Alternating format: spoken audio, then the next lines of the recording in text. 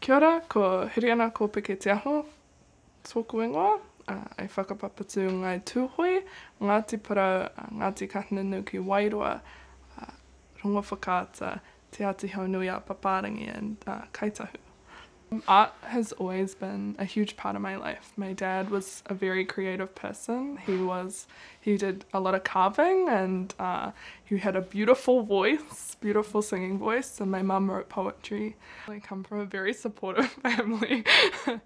My mum has always been a huge influence in everything that I do, really. She's the one that taught me about the importance of storytelling, because that's what art is, right? Just telling stories, which is really cool.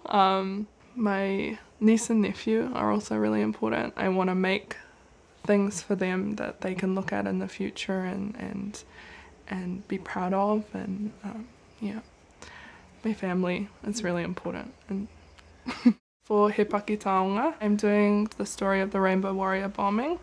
I think it's hard to describe your own style. I do a lot of line art. It's a cross between sort of cartoons and realism. I don't know if that makes sense, but it's like not photorealistic, but not caricatures.